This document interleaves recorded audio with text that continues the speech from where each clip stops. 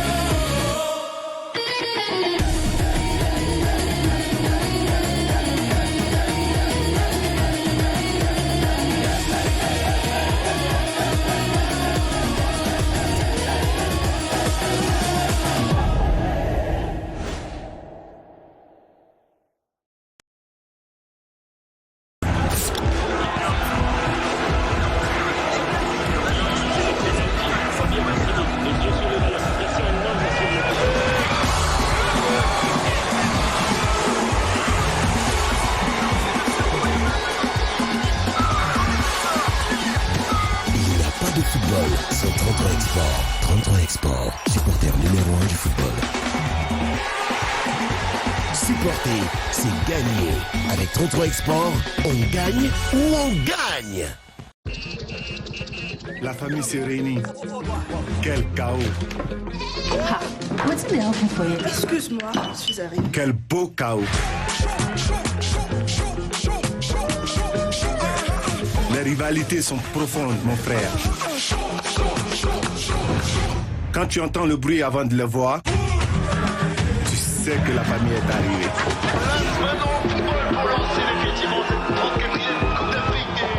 Fiers et réunis. Avec Canal Plus Cannes, vivez tous les matchs commentés par nos meilleurs experts sur la seule chaîne 100% Cannes.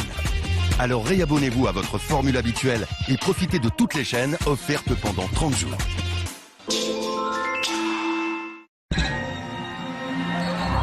Le dernier tir.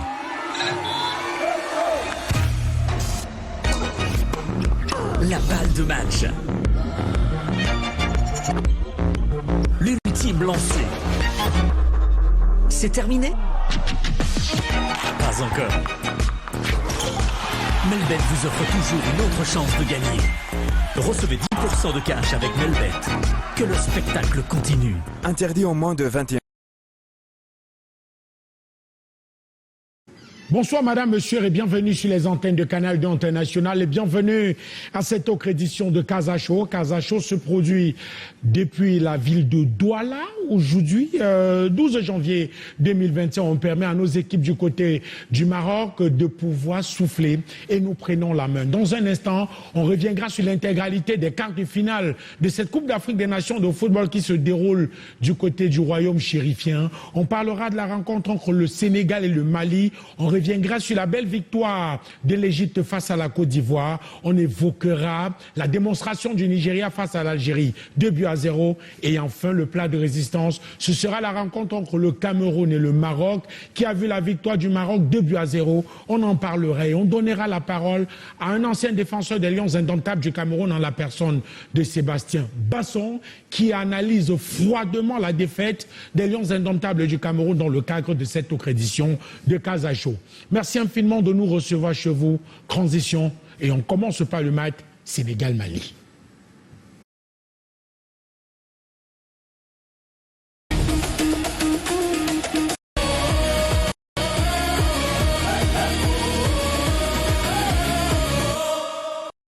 Une victoire courte.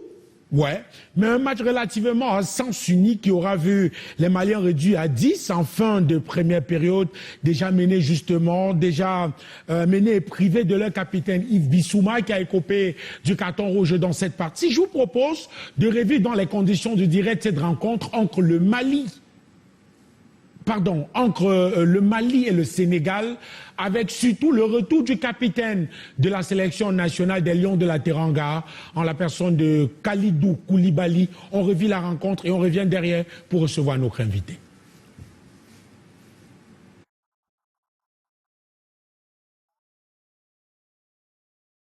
Ok.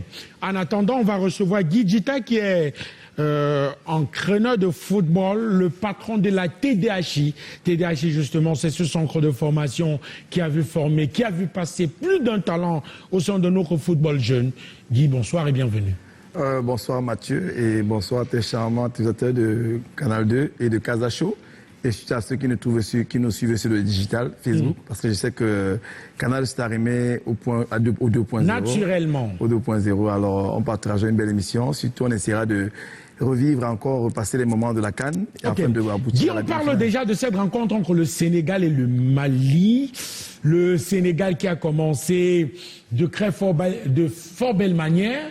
D'abord, il y a ce carton rouge de Yves Bissouma. On rappelle que c'est une succession de fautes. Première faute, sur Sadio Mané va écoper un carton rouge. Derrière, il y a la seconde faute, cette fois, sur Idrissa Gana Gueye, synonyme de deuxième avertissement, carton rouge dans la foulée. Qu'est-ce qu'on fait? On regarde le match dans les conditions du direct et on revient derrière. D'accord.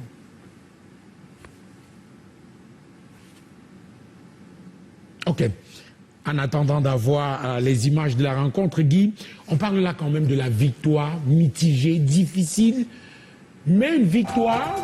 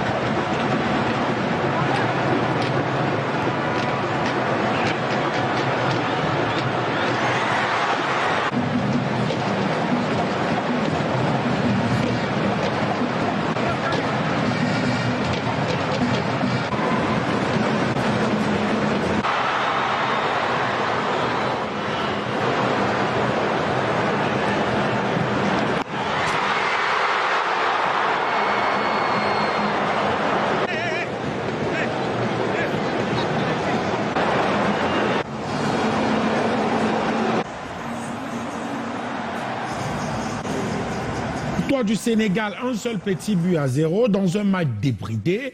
Les Lions de la Teranga s'imposent et se qualifient pour les demi-finales de cette Coupe d'Afrique des Nations de football. Guy Djita, on attendait d'avoir une belle opposition malienne. On a été servi, mais il y a ce carton rouge du capitaine Yves Bissouma. Non, je ne dirais pas, il y a pas le carton rouge, c'est un fait de jeu, hein, il faut bien le savoir. Hein. Un match de football aujourd'hui, avec la date aujourd'hui, on doit pouvoir travailler le niveau d'agressivité, le niveau émotionnel. Et la DTN qui me suit ne dira pas le contraire. Hein. Aujourd'hui, le football de haut niveau aujourd'hui a progressé à 40%, beaucoup plus sur le plan psychologique et émotionnel. Quand on vient dans un match, on peut savoir aujourd'hui que tel défenseur est agressif, tel défenseur a un calme, on va chercher la faute sur le défenseur qui est agressif. On peut se rendre compte aujourd'hui que tel défenseur a pris un jaune, on va envoyer un joueur qui fait les différences, qui provoque, qui percute sur le joueur pour l'obliger à se mettre en difficulté. Donc moi, je pense que le Sénégal a préparé très bien son match. Le Sénégal est venu à la CAN pour aller en finale. Il faut bien le dire, hein, depuis pratiquement 10 ans en Afrique, le Sénégal est dans tous les théâtres d'opération, que ce soit en toutes les catégories, en U20, en U17, en senior. Le Sénégal aujourd'hui fait partie des pays qui ont le mieux copié le développement global du football aujourd'hui. Hein. Et c'est pour sortir, pour dire aujourd'hui la masse globale d'investissement aujourd'hui. La masse aujourd'hui, le Sénégal est en train de mettre pratiquement une économie basée sur les devises de football. Au Sénégal aujourd'hui, on est sur une base d'environ 100 millions d'euros annuellement dessus les transferts des jeunes joueurs. C'est pour vous dire que le Sénégal aujourd'hui vit de la manne du football. Et c'est un pays qui a bâti son projet sur le foot aujourd'hui. On ne peut que se frotter les doigts. Le Mali, il faut bien le dire, ils ont structuré leur projet de football, mais ça reste encore un projet qui est assez embryonnaire parce que le rayonnement des clubs maliens sur le quota du football aujourd'hui africain n'est pas le même. Si vous prenez la masse et le volume des joueurs de football sénégalais qui côtoient le haut niveau en Europe, en Amérique latine, en Amérique du Nord, c'est pratiquement le double de ce que les Maliens offrent aujourd'hui. Il faut bien se dire, et la CAN, c'est une chose de se qualifier, c'est une autre de passer au second tour, ça n'est une autre d'aller en demi-finale. La demi-finale est réservée vraiment aux pays qui travaillent sur un projet global. C'est ce que je peux dire derrière. Pape Thiaw qui a succédé à Aliou Cissé, c'est quoi? C'est une mission presque déjà réussie, le fait de se retrouver en demi-finale? Non, je dirais pas réussi. En rappelant qu'il y a quelque part dans son viseur la Coupe du Monde. Non, je ne dirais pas c'est une mission accomplie. Non, le Sénégal est dans la continuité. C'est comme le royaume chérifien, le Maroc. C'est comme tous les pays qui ont travaillé leur projet. Ils ne viennent pas à la CAN pour les demi-finales. Non, non, il y a un projet derrière. Aujourd'hui, il y a une traçabilité sur tous les profils sénégalais. Aujourd'hui, on connaît qui fait quoi au Sénégal en U17, qui fait quoi en U15. Le Sénégal est un des pays. Il y a le Sénégal aujourd'hui qui est un pays aujourd'hui. Je ne coupe pas, mais il y a 2 ans, le Sénégal a tout gagné dans toutes les catégories. Juste en ce qui concerne le football africain. C'est donc pour vous me revenez donc Mathieu Fangwa pour dire que c'est l'entraîneur qui prend. Il faut bien le dire. Hein, l'équipe nationale senior est en fait la vitrine. Dans tous les pays du monde, l'équipe nationale senior est la vitrine de tout ce qu'on a préparé en catégorie inférieure. Donc, l'entraîneur qui vient en fait à l'équipe nationale senior, c'est l'entraîneur qui vient avec tellement de démos et de bouillons de la DTN. Et si vous suivez vous savez, en foot aujourd'hui, il n'y a pas de génération spontanée. Si les Sénégalais ont tout remporté, aujourd'hui, il y a un matériel aujourd'hui qu'on n'arrive pas à bien utiliser au Cameroun aujourd'hui, c'est le championnat panafricain, qui est une sorte de Coupe d'Afrique des Nations des U15. Les Sénégalais, par contre, eux, ils jouent cette compétition-là. Initié il y a quelque temps par la CAF. Par la CAF. Ça veut dire qu'en fait, aujourd'hui, les Sénégalais, aujourd'hui, ils vont prendre les profils en U15, ils vont regarder est-ce que ces jeunes joueurs-là progressent en U17, est-ce qu'ils s'améliorent en U20, est-ce qu'ils performent en A', et est-ce qu'ils peuvent maintenant passer à un cap en senior. Ils font toutes les catégories. Ça permet qu'aujourd'hui, moi, je regarde le but que le joueur sénégalais qui met un doublé lors du match, l'aisance qu'il a sur le dernier geste, on sent que c'est un garçon qui est en confiance. Les Sénégalais se trouvent facilement aujourd'hui. Les Sénégalais aujourd'hui savent qu'ils ont un projet derrière. On sait aujourd'hui que Djamba, Génération Foot, Dakar Sacré-Cœur aujourd'hui, tout le monde aujourd'hui au Sénégal sait qu'ils ont des footballeurs aujourd'hui. En fait, le Sénégal peut perdre une finale. Ça ne va entacher en rien leur projet. Le Sénégal aujourd'hui, quand ils vont dans une CAN... Parce qu'il y a le cru local. Voilà. Le Sénégal aujourd'hui, quand ils vont dans une CAN, différemment du Nigeria, parce qu'il faut bien le dire, hein, tout le monde voit le Nigeria. J'embraye une porte comme ça qui est ouverte. Le Sénégal aujourd'hui, le Burkina Faso, le Mali, la Côte d'Ivoire, c'est des pays qui ont vraiment un projet véritablement structuré au niveau de leur DTN.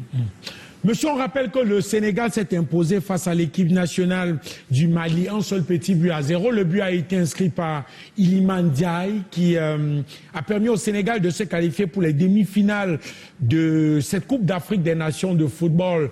Et le Sénégal va défier l'Égypte, mais on en parle dans un instant. Mais parlons plutôt du Nigeria, les Super Eagles qui ont été sans pitié face aux aigles, face aux Fennecs d'Algérie. Les Fennecs se sont inclinés 2 buts à 0 face à une équipe du Nigeria qui a joué avec beaucoup de maturité, qui a joué avec beaucoup d'expérience. On aura les images dans un instant de cette rencontre entre le Nigeria et l'Algérie. C'est un quart de finale qu'on parlait indécis du fait de cette équipe d'Algérie qui marchait également sur l'eau, mais là, il se dit... Là, on doit aller chercher la couronne africaine. Non. L'équipe Nigeria a une chance, c'est qu'il y a des joueurs d'expérience. Il y a des leaders. Lookman est au summum de sa carrière. Il ne joue pas beaucoup avec Atlanta Day. Mais il est au summum. Quand tu vois l'année dernière ce que Lookman a fait, vraiment, il a atteint le top des tops. C'est comme moi, on me dit toujours, un billet de 10 000, vous pouvez le froisser, ça reste 10 000. Lookman a atteint un niveau de performance qu'aujourd'hui, peu importe ce qu'il va faire en termes de compétitivité, s'il se révèle, il peut faire les grandes choses. Osimhen, je disais ça. En fait, le Niger a pu trouver des leaders. Et c'est pour ça que trouver l'engueulade entre Osimhen et Lookman a eu ceci de révélateur, c'est que ça permet de recentrer les garçons sur quel est leur objectif à la CAN. Maintenant, le problème de l'équipe du Nigeria, c'est qu'une équipe d'expérience a un côté pernicieux, c'est que est-ce qu'ils peuvent être concentrés sur tous les matchs? Et c'est un peu le débat. Moi, j'ai fait une analyse dans un forum avec certains techniciens qu'on échange. Je leur disais, ayant étudié le football maghrébien, c'est sur le caractère, c'est que les Maghrébiens ont mis le Maroc, j'y reviendrai quand on parlera du Cameroun, tous les pays maghrébiens ont la capacité à être tactiquement bien posés. Ils ont l'explosivité, mais ils ont une fibre qui n'est pas endurante. C'est-à-dire quand vous jouez contre une équipe maghrébienne, si vous tenez l'impact physique pendant les 45, les 60 premières minutes, sera très difficile pour eux de revenir. Et vous allez voir, c'est le même problème. Ça s'est changé parce que, j'ai parlé tout à l'heure quand on parlait de l'Égypte, parce que les Égyptiens, tout comme les Marocains, ont fait un jeu comme le Qatar avait fait à la Coupe du Monde dernière. C'est qu'à un moment donné, ils ont favorisé les flux de transfert avec les pays d'Afrique centrale et d'Afrique de l'Ouest. Il y avait une vision de leur fédération de pouvoir prendre les meilleurs joueurs, mais de deux, c'est ce qu'on nous apprenait en stage quand j'étais en Afrique du Sud et en Europe souvent, il y a le principe de lièvre. C'est quelque chose qu'on ne dit pas vraiment de manière officielle. Mais les lièvres dans le haut niveau, c'est des joueurs qu'on prend, qu'on ne donnera pas une grande carrière professionnelle, mais ils vont aider le groupe à monter en puissance.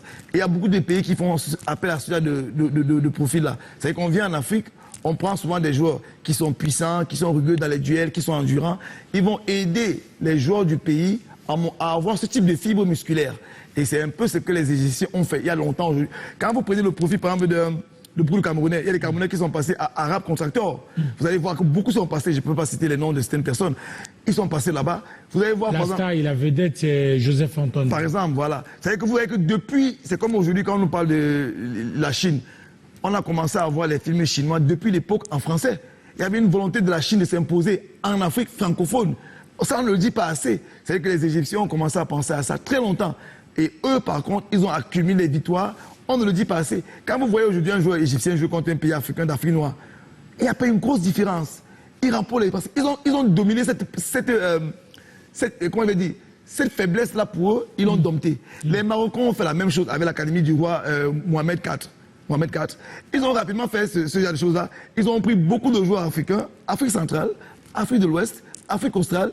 Ils ont ramené dans leur pays, ils ont fait travailler, et ils ont développé des potentialités musculaires de leurs joueurs qui n'avaient rien à voir avec les joueurs maghrébiens. Quand vous voyez aujourd'hui un joueur comme Brahim Diaz sur un débordement, il n'a rien à voir, il n'a aucune différence avec un joueur comme Epalé ou comme Komé.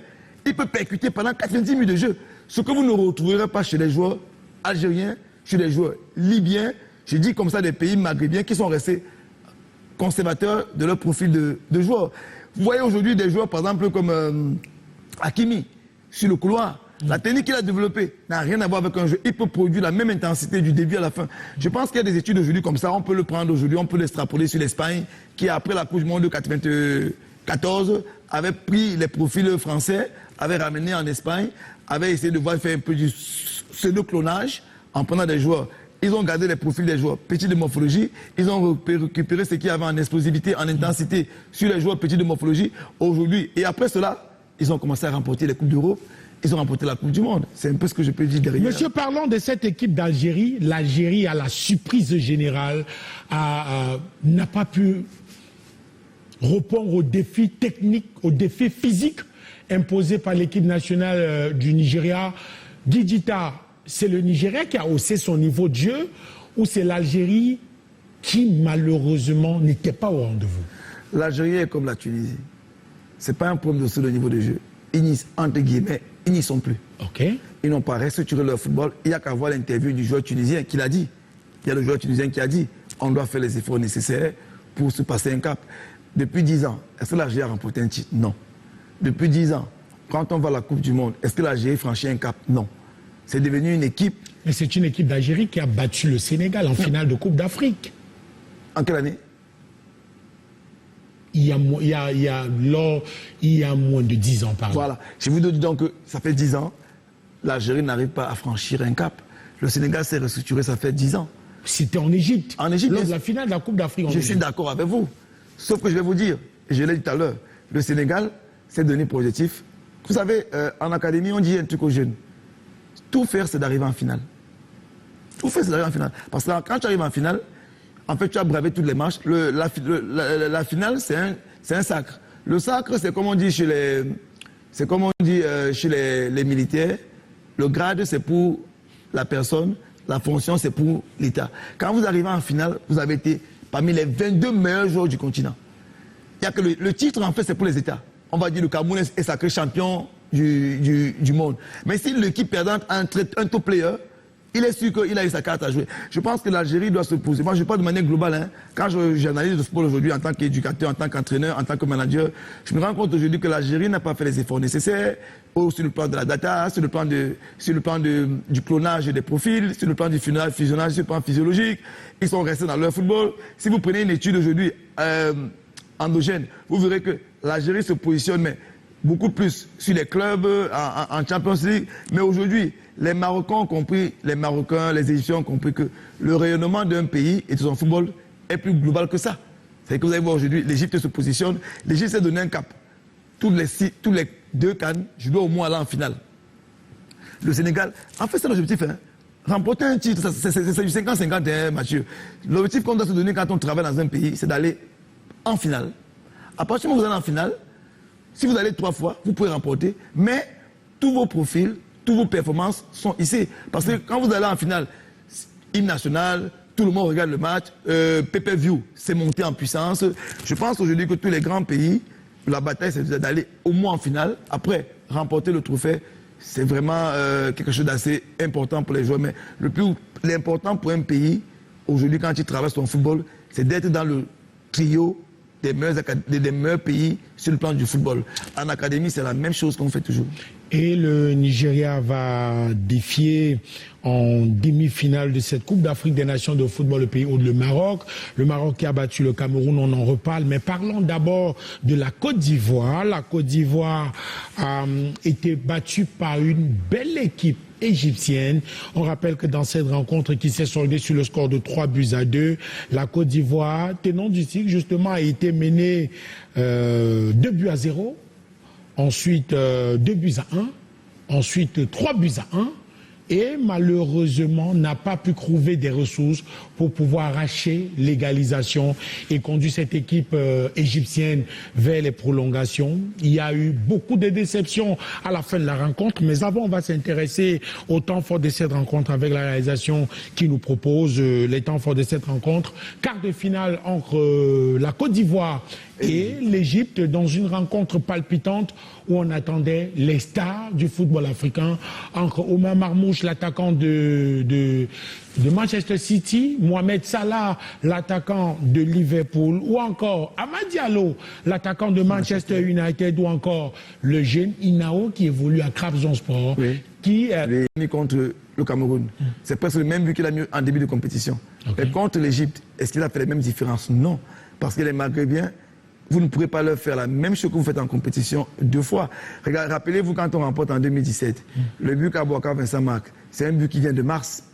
C'est pas un but qu'on peut bloquer sur le plan data ou sur le plan... Vous parlez du match Cameroun-Égypte en finale. En 2017. C'est le petit sombrero et la frappe derrière. Voilà. C'est pour vous dire que pour battre les pays maghrébiens, c'est de l'œuvre du génie si vous n'avez rien travaillé sur le plan data et sur le plan tactique. Okay. Monsieur, on va questionner la défaite ivoirienne, l'échec du tenant du titre. Guidita, qu'est-ce qui a manqué à cette sélection ivoirienne? On la voyait, effectivement, on la voyait marcher sur l'eau. Elle a livré une belle copie face à l'équipe nationale du Cameroun. Il y a eu un but partout. En 8e de finale, il y a eu ce match que tout le monde a vu face au Burkina Faso. Mais qu'est-ce qui a manqué finalement à cette équipe ivoirienne? On a vu qu'il y a eu un certain réajustement. Il y a le petit Inao qui a fait son entrée en lieu et place du milieu de terrain Sangaré. Le milieu de terrain était composé de caissiers, le jeune Inao et je crois que Sangaré. C'est Seri qui a commencé la compétition est resté au banc et l'on se pose cette question.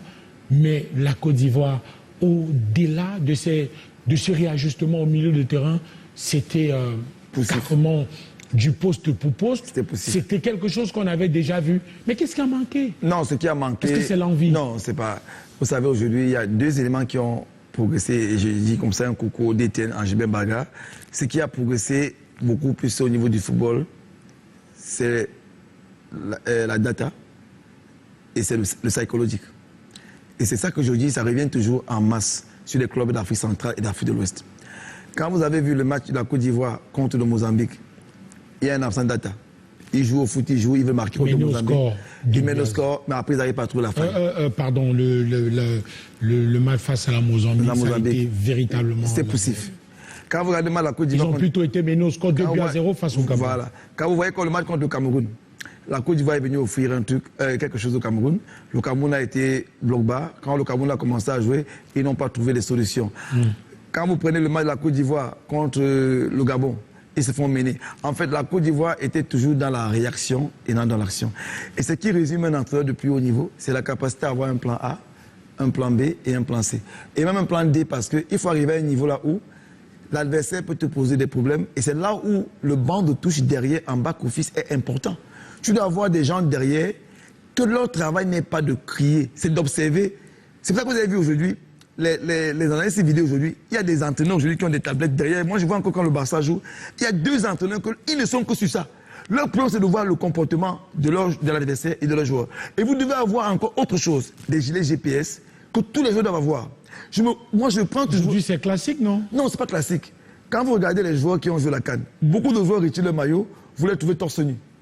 Ils n'ont pas de gilet GPS? J'ai vu la CAN, on a vu la CAN ensemble.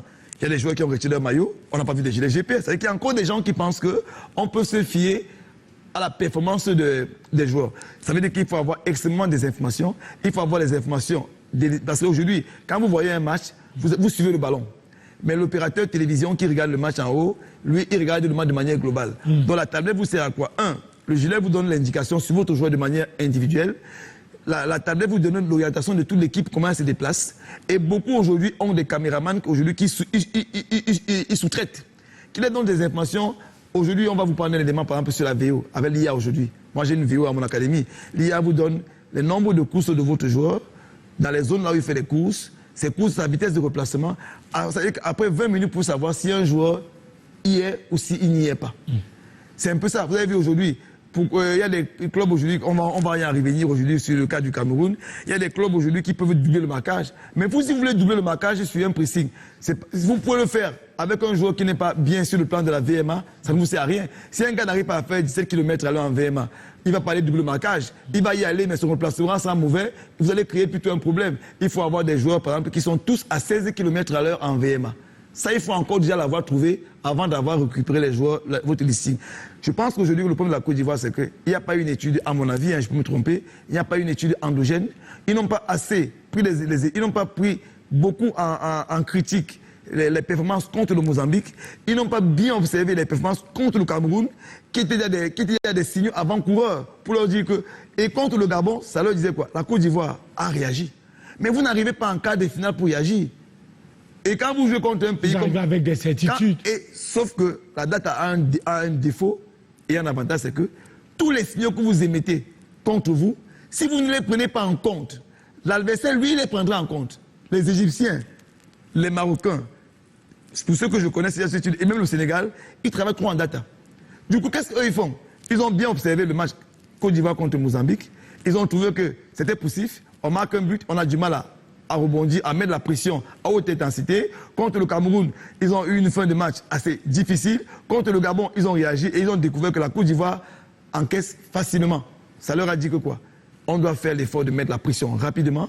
S'ils ne sont pas concentrés, ils vont prendre les buts. Ils ont sans doute trouvé les zones de porosité. Ils ont étudié Quel est le côté de la Côte d'Ivoire où le défenseur n'a pas une VMA extrêmement supérieure? Ils ont envoyé un joueur. Si vous prenez souvent, je vais prendre un exemple terre à terre. Qu'est-ce qu'on fait aujourd'hui en data? On demande par exemple à l'opérateur du match, qui a forcément une VO, qui a le GPS, de le dire. L'arrière droit ivoirien, quelle est sa VMA? Quelle est sa vitesse? Si on trouve sa vitesse est par exemple de 20 km à l'heure, si vous avez un ailier qui fait du 22 km à l'heure, c'est tout bénef. Vous l'avez bouclé. Vous avez bouclé. Donc c'est des éléments qu'il faut savoir. Et il faut pouvoir dire aux joueurs, si tel joueur de telle équipe, qui fait vous aussi, qui fait 22 km à l'heure, vient sur ton côté, il faut payer les permutations. C'est des éléments que vous devez pouvoir comprendre rapidement. Okay. Maintenant, quand les joueurs sont géniaux, on ne les retrouve pas. Si Amal dribble 2-3 joueurs, il fait les différences, on n'en parlera pas. Okay. Mais quand le match se ferme, on peut avoir des situations. Mais je veux qu'on parle d'une révélation au sein de la sélection nationale de Côte d'Ivoire, Chris Inao, qui a tout cassé dans cette compétition. On rappelle qu'il n'avait pas commencé titulaire dans cette équipe parce que Emes Faye, avec son cridant au milieu de terrain, Chris Inao a fait une entrée fracassante lors de cette Coupe d'Afrique des Nations de football et lors du quart de finale. Il était titulaire malgré la défaite face à l'équipe nationale d'Égypte. Moi, je veux qu'on parle des qualités de ce jeune. Est-ce que pour vous, à 19 ans, il peut continuer de progresser? Logiquement, il doit rester en Turquie ou pour vous, il devrait partir? Non, il n'y a pas de logique. Hein. Quand nous formons les jeunes joueurs aujourd'hui, l'important, c'est que les enfants aillent progresser. Ils aillent dans des conditions meilleures pour leur progression. Inao aujourd'hui, pour nous qui suivons Inao aujourd'hui, Inao c'est un peu comme du baléba. Il peut te récupérer un ballon en pointe basse. Il peut aller chercher la profondeur à la finition. Inao aujourd'hui, techniquement... On aura ces images dans un instant lors du match Côte d'Ivoire. Voilà.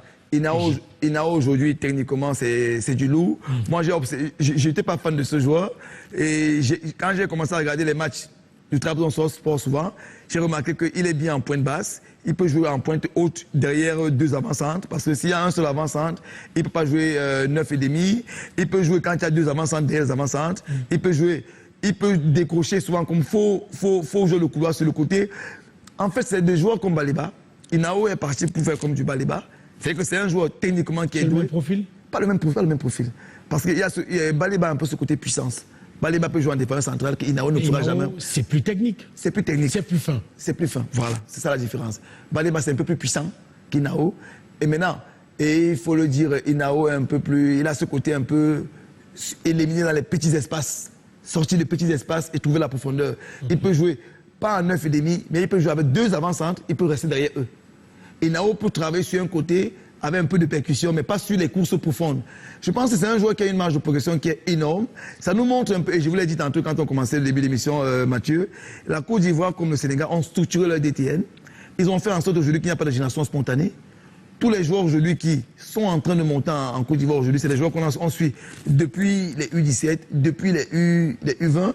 Ils ont même fait des choses extraordinaires chez eux. Ils ont créé des catégories intermédiaires. Par exemple, les U16 aujourd'hui, les U18 aujourd'hui, parce qu'ils n'ont pas envie de perdre des joueurs sur le fil. Je pense que la Côte d'Ivoire est en train de récolter ses fruits. Ça veut dire quoi? La Côte d'Ivoire peut sortir en quart de finale, mais la capacité à avoir des profils faits maison, ça, ils vont pouvoir le faire. Et c'est pour dire que leur zone, par exemple, qui est l'UFOA.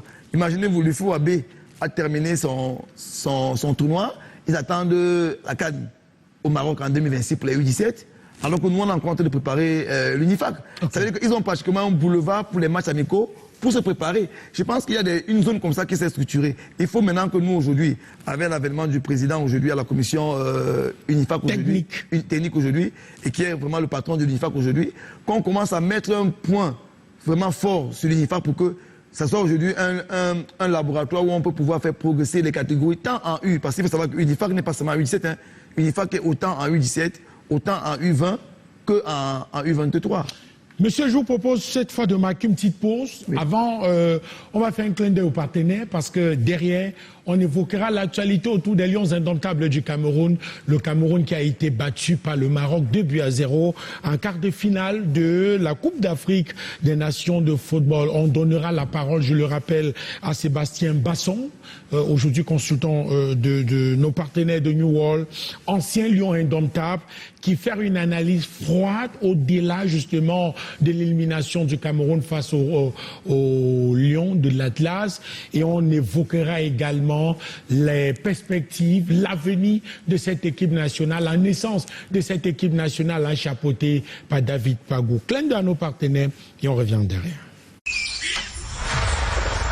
La force du continent ne vient pas du fait qu'ils soient des lions, mais du fait qu'ils soient indomptables à cause de leur vitalité.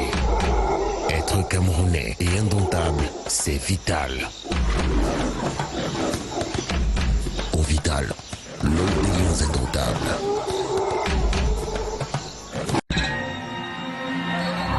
Le dernier tir.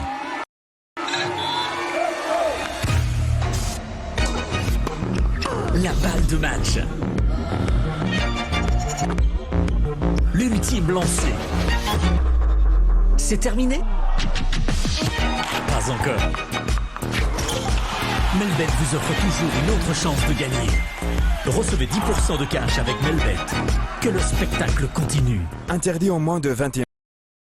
Monsieur, on parle là de la rencontre, le choc entre le Maroc et le Cameroun.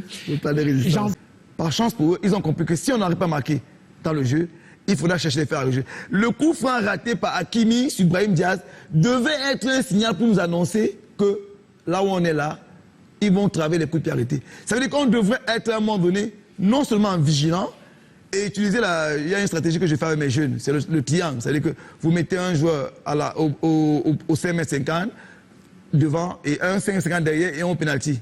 Et vous mettez deux éclaireurs. Les deux éclaireurs, leur rôle, c'est de voir les mouvements des joueurs. Ils ne contrôlent pas le ballon, eux, ils contrôlent le mouvement des joueurs. Ça permet de que, peu importe le dispositif que l'adversaire a fait, vous pouvez interréagir. C'est un peu ce que je fais quand je joue contre les grandes académies.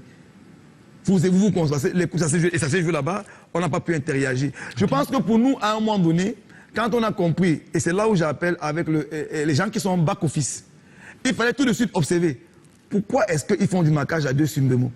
Pourquoi est-ce qu'ils font du marquage à 3 sur Baliba? Et quand on va revenir, comment faire donc pour sortir du marquage à 3?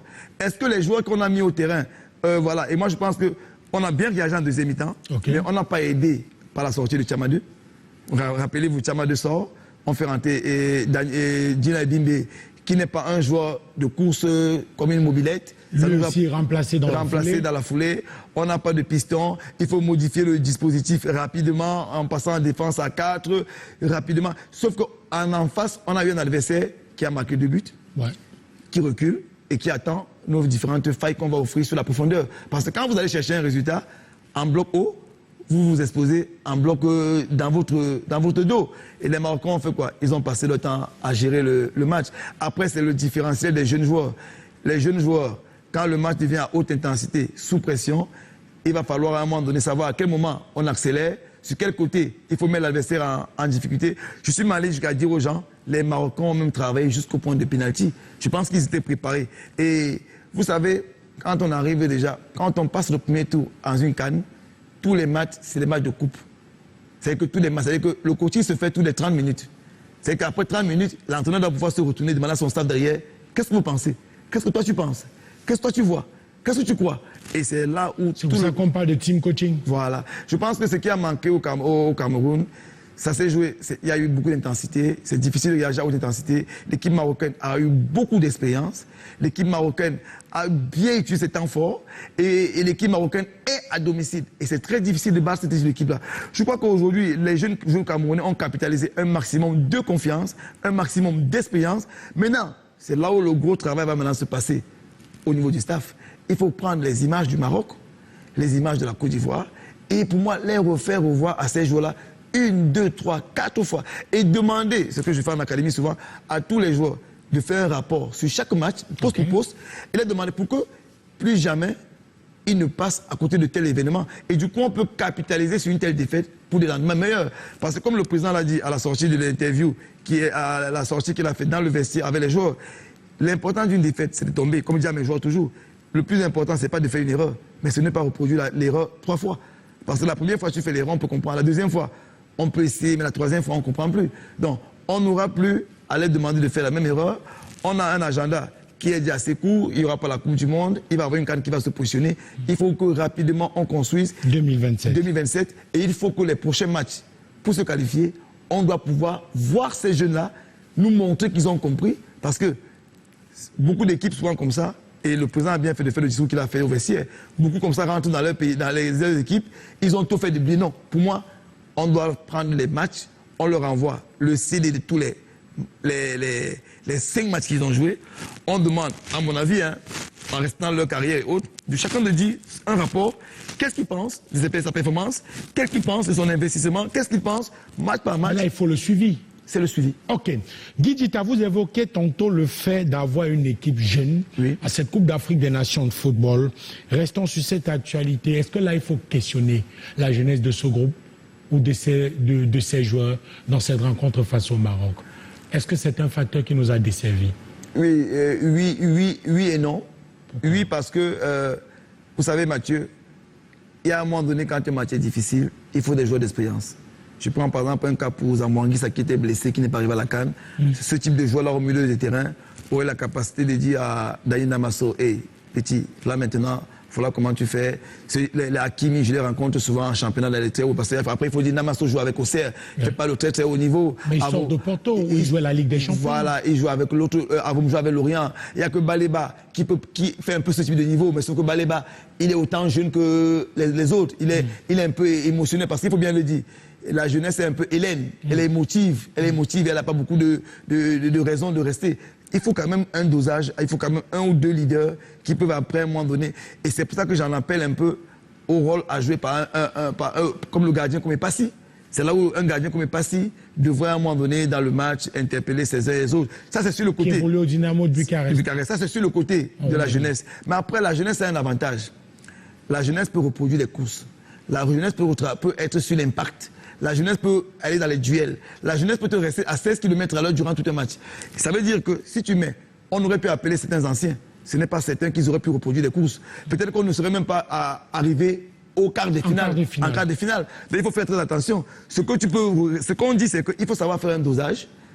Un dosage. Vous avez vu par exemple le Nigeria, s'il avait fait l'erreur de mettre Osimhen à côté, par son comportement, il n'aurait pas eu ce côté bonhomme qui sait qu'à ce petit moment du match, je dois marquer, à ce moment du match, je dois faire la passe aux autres. Je pense qu'un bonhomme comme Zamwanguissa, qui était blessé avant la CAN, il aurait fait l'affaire. Il aurait pu faire l'affaire, parce que c'est quand même un cadre, c'est quelqu'un qui est habitué à jouer les grands matchs, c'est quelqu'un qui est au top du top, à haute intensité, et c'est un bonhomme qui est quand même assez restreint, qui peut avoir un discours. Je pense que c'est des pistes qu'il faut utiliser. C'est tout le mal qu'on souhaite aujourd'hui à la DTN et à l'entraîneur aujourd'hui, de savoir s'appuyer sur ce type de cadre-là, qui peut pouvoir parler aux jeunes. Mais je pense qu'ils ont fait le gros du boulot. Mathieu, c'est difficile de construire une équipe. C'est difficile. Le plus gros problème du management... Puis encore en un temps record, comme ça a été le cas pour Pagou. Pour moi, je pense que Pagou a fait du gros boulot. Aujourd'hui, il faut l'entourer d'une équipe de staff, analyste vidéo, team manager. Et c'est l'occasion de dire un coucou à Bran Moukete, le préparateur physique. On ne parle pas assez de lui. Il fait un travail phénoménal. Monsieur, on va prendre la direction du Maroc dans un instant, mais avant, je vous propose d'écouter un ancien Lion, Sébastien Basson, qui est consultant chez nos confrères de New World. Il fait une analyse froide de cette défaite des Lions indomptables du Cameroun. Je vous propose de l'écouter et puis derrière, on prendra la direction du Maroc. Le Maroc a été la meilleure équipe. Le Cameroun n'a pas fait assez pour pouvoir se sortir des situations, pour pouvoir être meilleur techniquement, physiquement. Et voilà, ils auraient pu passer avec les faits de jeu, après ils sont arrivés. Les arbitres, on peut parler de beaucoup de choses. Mais avant toute chose, il faut être meilleur. Il faut ne pas laisser... En fait, tu ne peux pas prendre ça comme excuse, tu ne dois pas laisser ce genre de situation venir justifier le fait que tu n'aies pas pu faire un certain nombre de choses. Les Marocains, ils ont bien pressé, ils ont bloqué bas les bas, ils ont bloqué le milieu de terrain. Le Cameroun n'a pas fait une bonne première mi-temps du tout, comme il ne l'avait pas bien fait contre l'Afrique du Sud. Et c'est comme ça. Aujourd'hui, donc c'est pour ça que je voulais vraiment que les gens comprennent qu'il faut séparer les choses. Il y a ce que, on dit footballistiquement parlant, ce qui s'est passé. Après, oui, les faits de jeu sont les faits de jeu. Je pense que les arbitres auraient dû mieux faire et c'est très tendancieux, c'est bizarre. Maintenant, il ne faut pas enlever le mérite des Marocains. Et il ne faut surtout pas que les joueurs et les supporters camerounais soient mal à l'aise parce que si on nous avait dit au début de la compétition qu'on serait arrivé en quart de finale, avec l'équipe qu'on avait, la préparation, on aurait signé tout de suite. Donc voilà, il faut remettre un peu les choses dans leur contexte. Il faut être digne, il faut être fier. Les joueurs peuvent être fiers. Il faut être digne et fier et ne pas laisser à qui de droit le fait de gérer toutes ces histoires extra-football. Parce que c'est extra-football. Sur le terrain, on ne peut pas aujourd'hui se cacher derrière les arbitres et derrière les mauvaises décisions. Il ne faut même pas parce qu'il faut avoir un peu plus de fierté et de dignité. Donc voilà, footballistiquement parlant, je trouve que hier les Lions indomptables n'ont pas fait assez. Et ils ont fait assez pendant tout ce tournoi. Donc je voulais juste en parler et remettre un peu les choses au clair. Merci infiniment à Sébastien Basson, mais on va partir parce qu'il faut renvoyer l'antenne du côté du Maroc avec André Mirabeau Mahop qui a une, je sais pas si c'est du cuir ou c'est, dans tout cas ça doit être du cuir. Guy Dita, merci d'être passé par ici, merci infiniment mon cher Guy, on en reparle. André Mirabeau Mahop, bonsoir. On vous remet l'antenne pour la suite de Casa Show. Qu'est-ce qu'il y a au programme, monsieur? Non, Mathieu, bonsoir. Mais c'est pas la suite de Casa Show. On voulait juste faire une petite intervention ici à Rabat, autour de cette Coupe d'Afrique des Nations. 1 minute, 2 minutes, et vous renvoyez l'antenne. Vous ne fuirez pas le match. Le match se joue aujourd'hui à Douala et vous êtes le coach principal. Je vous remets l'antenne et j'attends.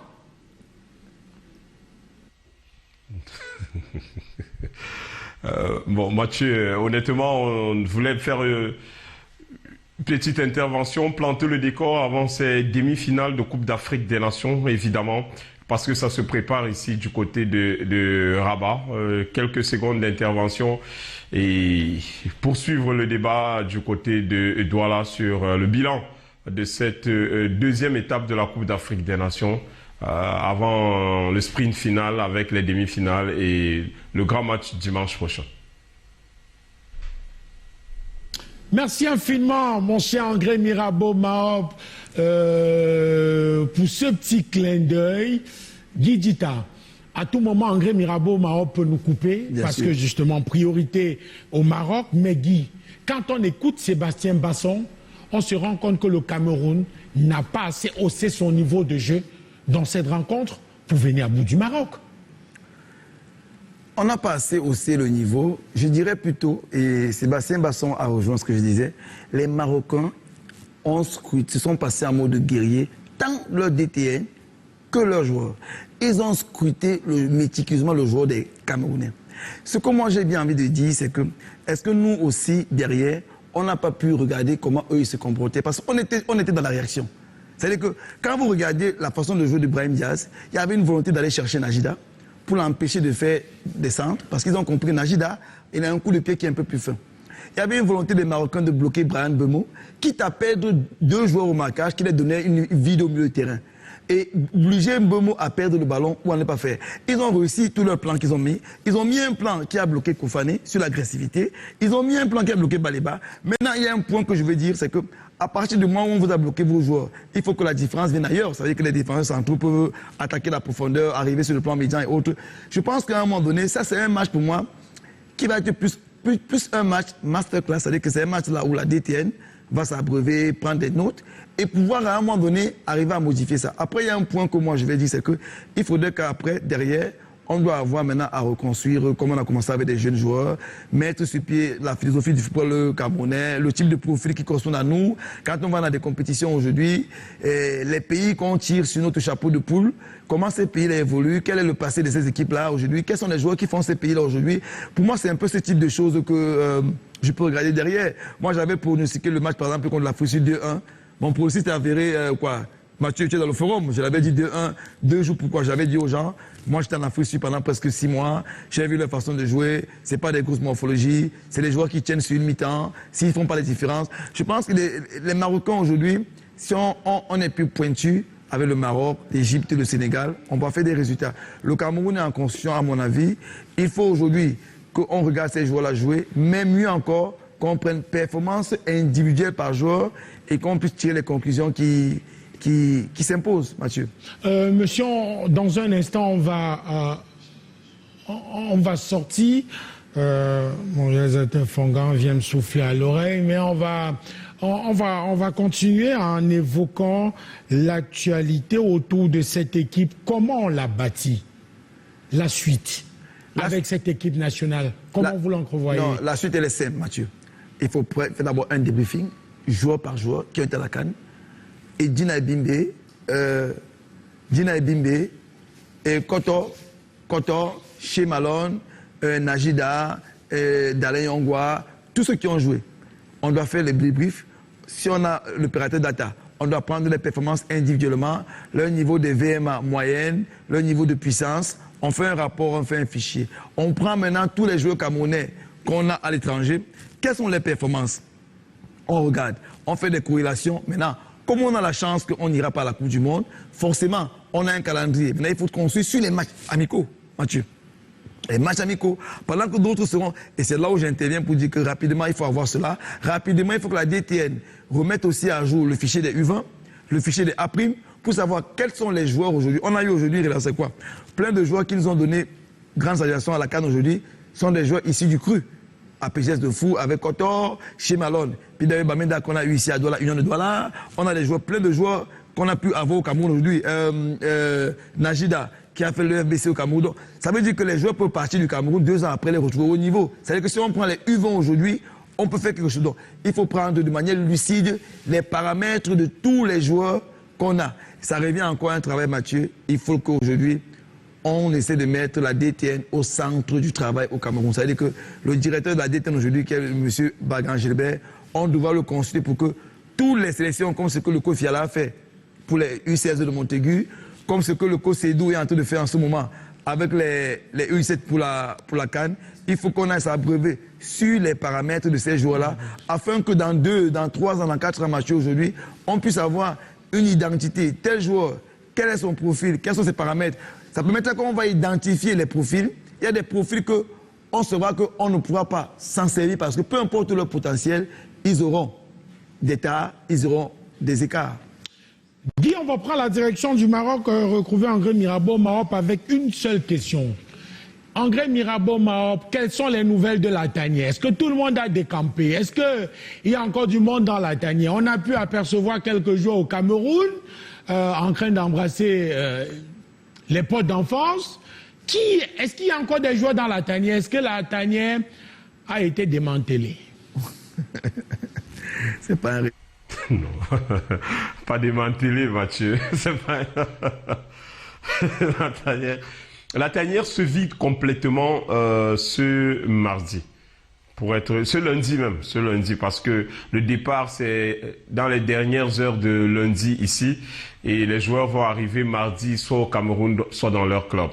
Donc, le dernier départ de Casablanca, c'est ce lundi soir. C'est la 3e partie de la délégation, évidemment, qui va quitter le Maroc après cette élimination en quart de finale de la Coupe d'Afrique des Nations. La première partie a quitté le pays juste au coup de sifflet final de la rencontre. Ils ont directement regagné leur club pour certains, les cas de Karl et Taillon. La deuxième partie a quitté le Maroc hier, évidemment après un passage du côté de Casablanca. Et le dernier groupe part évidemment dans les prochaines heures du côté du Cameroun.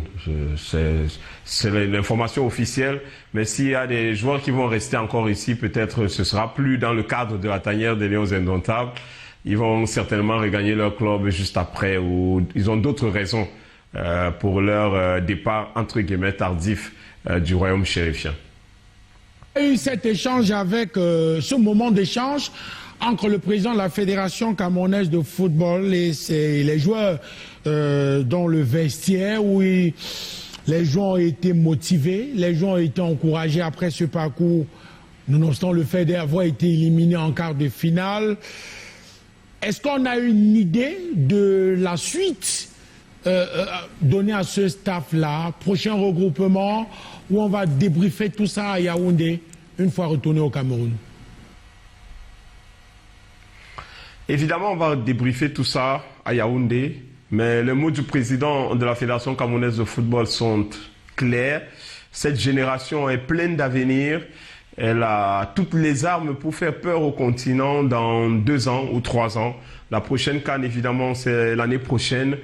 Mais il y a une autre CAN en 2028. On va enchaîner 2 CAN d'affilée. Il faut que le Cameroun réponde présent. On ne pourra plus venir juste pour participer, entre guillemets, ou se contenter d'une élimination en quart de finale. C'est une génération construite comme ça, à la hâte. Juste quelques semaines de prépa et qui a quand même brillé de mille feux ici avec ce parcours glorieux au premier tour et cette victoire haut la main face à l'équipe des Bafana Bafana d'Afrique du Sud. Donc les mots du président de la Fédération camerounaise de football sont clairs. Cette génération est à prendre au sérieux et dès les prochaines Coupes d'Afrique des Nations, elle sera plus conquérante. Samuel Eto'o a certainement fait comme le président de la Fédération ivoirienne de foot ou même le président de la Fédération malienne de foot et son coach qu'on a vu dans le vestiaire après la défaite face au Sénégal. Mais en dehors du président de la FECAFOOT, le coach aussi, dans un échange avec lui en zone mixte, a confié que désormais il va faire avec cet effectif qui pour lui a de la qualité et a une grosse marge de progression. Pour lui, les absents d'aujourd'hui, entre autres Tchatchoua, Onana, Ngade ou bien Zambo, devront attendre, entre guillemets, parce que les absents ont toujours tort. Donc peut-être le prochain stage en mars se fera avec cette même génération, renforcée peut-être par d'autres pièces. Mais entre ce qui est dit à Rabat après une défaite face au Maroc et ce qui peut se passer en mars prochain lors des prochaines journées FIFA, beaucoup d'eau peut couler sous les ponts. Donc on peut s'attendre à tous les scénarios, d'autant plus qu'on connaît le Cameroun au lendemain souvent des parcours en Coupe d'Afrique des Nations. C'est le grand chamboulement. C'était déjà le cas avec Rigobert Song lors de la dernière participation en Côte d'Ivoire. C'était aussi le cas avec Antonio Conceição, malgré la médaille de 3e place arrachée à Yaoundé. C'était aussi le cas avec le duo Kluivert et Seedorf après l'élimination en 8e de finale face au Nigeria lors de la Coupe d'Afrique des Nations et cette défaite à Alexandrie, c'était évidemment en Égypte. Donc c'est vous dire que les lendemains de Coupe d'Afrique des Nations ne sont jamais calmes dans la tanière des Lions indomptables. Beaucoup soufflent le vent de la sérénité en se disant, en exhortant les autorités à faire confiance à ce staff et aux joueurs parce que dans ce groupe, on a vu une volonté de faire mieux. Mais entre ce qu'on veut, entre ce qu'on espère au Cameroun et les idées des uns et des autres ou des projets des uns et des autres, parfois il y a un grand pont. Justement, par où il y avait ma question, sur la probabilité d'avoir David Pagou continuer à la tête de cet encadrement technique, c'est tant mieux. Maintenant, parlons des performances des uns et des autres, surtout des joueurs. Là, on est en plein mercato, il faut se l'avouer. Est-ce que vous avez des nouvelles autour des transferts, autour des annonces, autour de ces jeunes joueurs qui ont tout cassé avec l'équipe nationale du Cameroun durant cette Coupe d'Afrique des Nations de football? Évidemment, on parle de plusieurs cas. On a tous découvert dans cette compétition le duo à l'axe de la défense Koto et Shea Malone.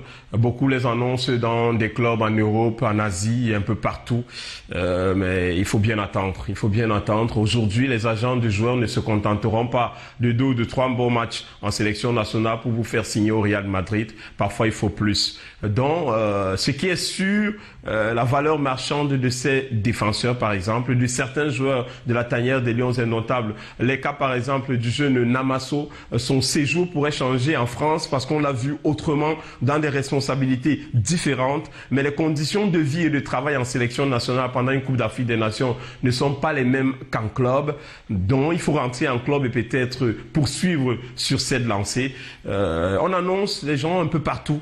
mais on se dit que le meilleur pourrait arriver en juin si derrière cette belle performance en Coupe d'Afrique des Nations, il confirme avec la seconde partie en club, la seconde partie de saison. Je crois qu'ils auront certainement de très beaux contrats pour ces joueurs découverts pendant la CAN. Même Naguida, dans son rôle de piston avec les Lions Indomptables, a impressionné plus d'une personne. Le jeune Avom au milieu de terrain a pris du volume. Les Lions Indomptables, certains ont vu leur valeur changer. Le jeune Kofan est évidemment très attendu. Il a juste confirmé la promesse des fleurs. Mais le mercato actuel ne va pas peut-être trop bouger. Mais c'est en juin qu'on aura certainement les fruits de ce beau parcours en Coupe d'Afrique des Nations. Vous m'avez fait sauter de mon siège quand vous avez tantôt parlé du Real de Madrid. Je suis content de savoir que nos Lions peuvent être courtisés par les grands clubs européens et surtout par le Real de Madrid. Mais avant, Guigui, tu as une question pour André? Oui, ma question pour André Mirabeau était simple. Hein. Premièrement, quel est pour lui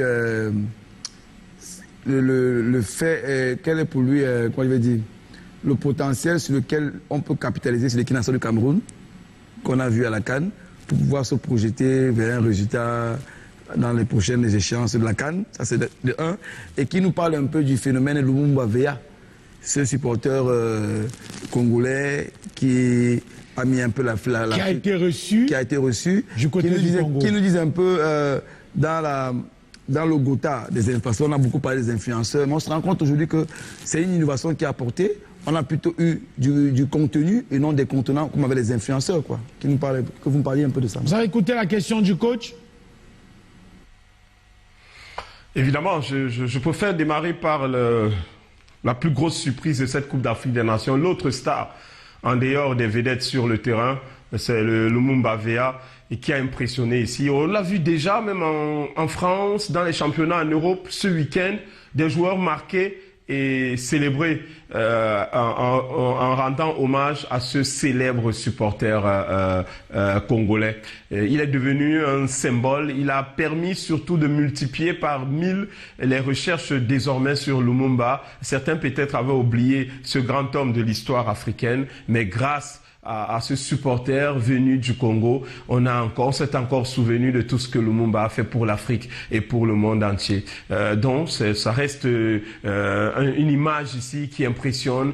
Tout le monde en parle avec de très bons termes. On regrette l'élimination dès le 8e de finale de la République démocratique du Congo. On regrette l'absence aujourd'hui dans les gradins de ce supporter entré très tôt dans son pays malgré les promesses alléchantes et même les propositions alléchantes faites, mais on n'a pas oublié que des gradins, on peut marquer sa Coupe d'Afrique des Nations et lui, il a réussi. Revenir à la sélection nationale du Cameroun, pour moi, il faut essentiellement se focaliser sur la concentration et la discipline. Pour moi, ce sont les mots-clés.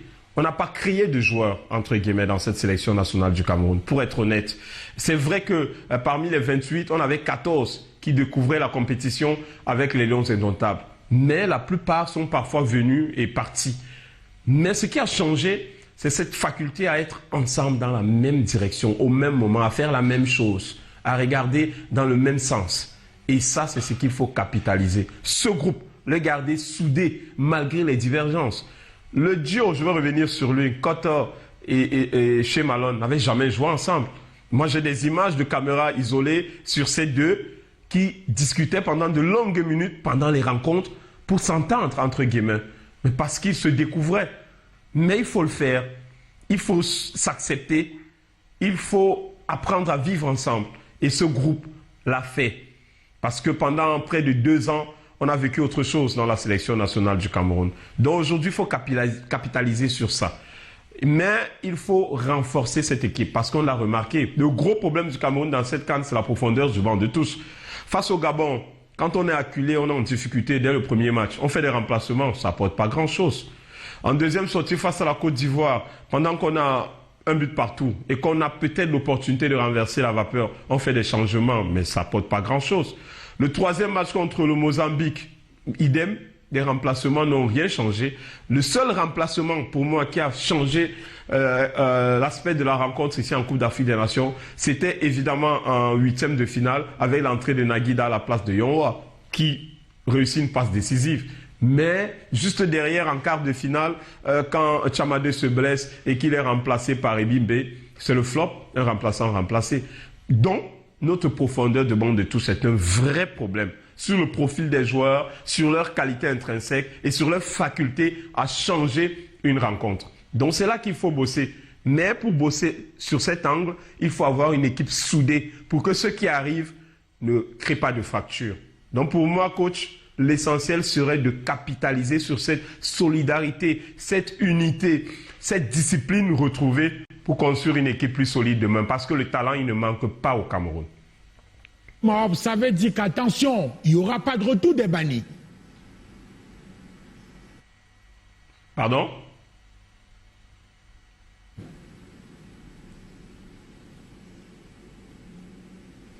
Allô, Mathieu?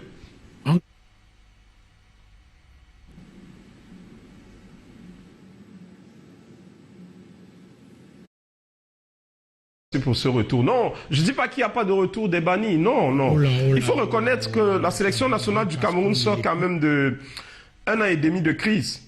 Et aujourd'hui, le facteur numéro 1 de sélection en équipe nationale, qui est la performance en club, ne peut plus être l'unique facteur. Il est le facteur numéro 1, mais il ne peut plus être l'unique. Aujourd'hui, en dehors du fait d'être performant en club, c'est-à-dire d'avoir du temps de jeu, d'avoir des statistiques flatteuses, il faut nécessairement être bon pour le groupe. Et s'il y a certains qui ont été mis à l'écart à un moment, je crois que c'était par rapport aux facteurs pas bon pour le groupe ou bien dangereux pour le groupe. Donc aujourd'hui, s'il y a des bannis, entre guillemets, qui sont dangereux pour le groupe, ils seront nécessairement gardés à l'écart pour éviter de détruire tout ce qui a été construit. Mais s'il y a des bannis, entre guillemets, je précise, bons pour le groupe ou pas dangereux pour le groupe et qui sont performants, ils doivent revenir. Il faut garder la stabilité qui est toujours fragile de cette équipe. Et je le dis, le premier facteur pour être retenu en sélection nationale, c'est la performance en club. Mais il ne peut plus être l'unique facteur pour les Lions indomptables. Il faut mettre en place d'autres facteurs. Par exemple, la solidarité, la faculté à accepter, par exemple, d'être sur le banc de touche aujourd'hui, la faculté à accepter le travail du groupe, les conditions du coach, à accepter, ainsi de suite. Il y a beaucoup d'éléments qui entrent en jeu qu'il faut mettre en œuvre, qu'il faut aligner sur le papier avant d'être retenu en sélection nationale. Parce qu'on sait d'où on vient et on ne peut plus retomber dans ces travers, selon moi. Et pour ne pas retomber dans ces travers, il faut construire un groupe solide. Finement, mon cher André Mirabeau, même si on en parlera très bientôt, comment expliquer la dangerosité de quelqu'un pour un groupe? On en reparlera.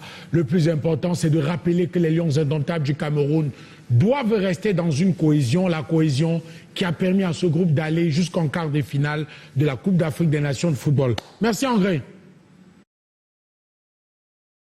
Merci Mathieu, merci à tout le panel. On se retrouve dès que possible.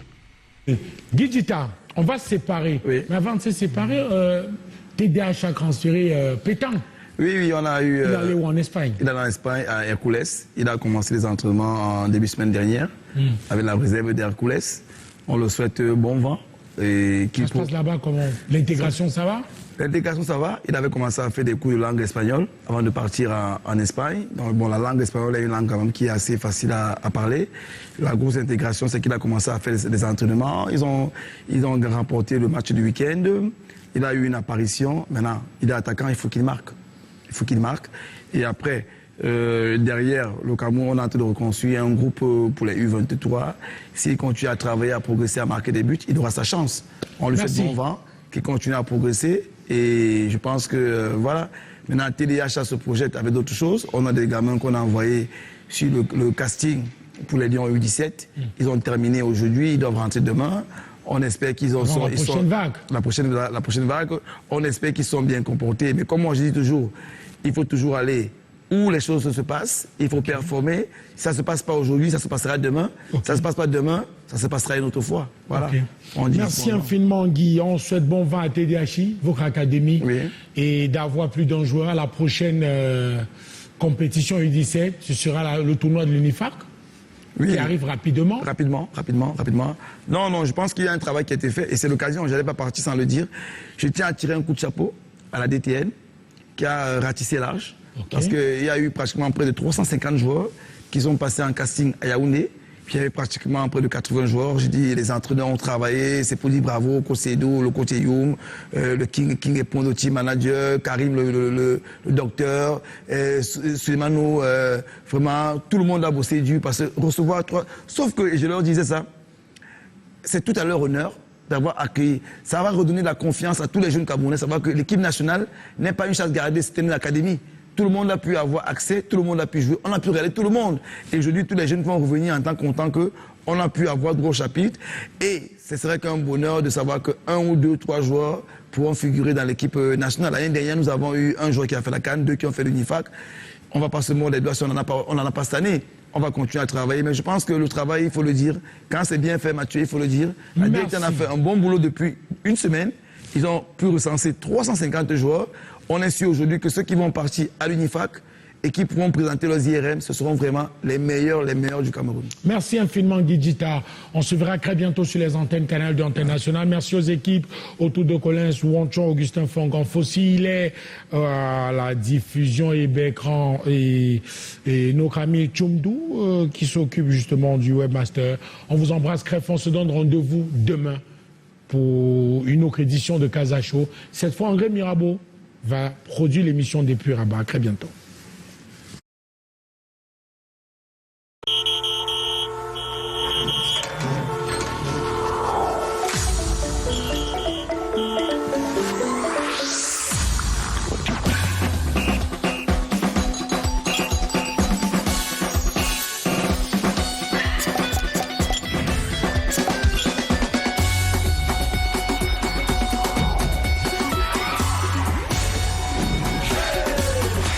Dans un monde rafraîchissant avec World Cola.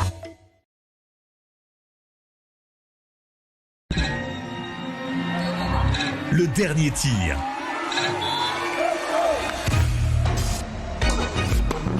La balle de match. L'ultime lancé. C'est terminé? Pas encore. Melbet vous offre toujours une autre chance de gagner. Recevez 10% de cash avec Melbet. Que le spectacle continue. Interdit aux moins de 21.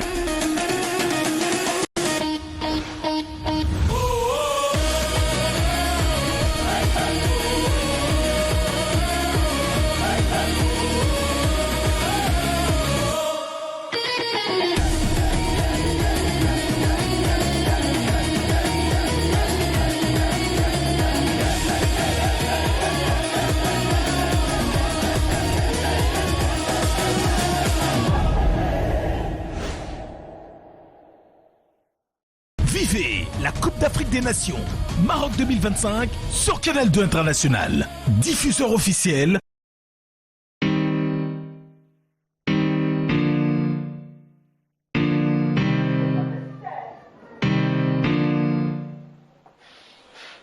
Voilà. Après la leçon, passons à la révision. Commençons par l'addition. Voilà. La soustraction. C'est moins on descend. La multiplication.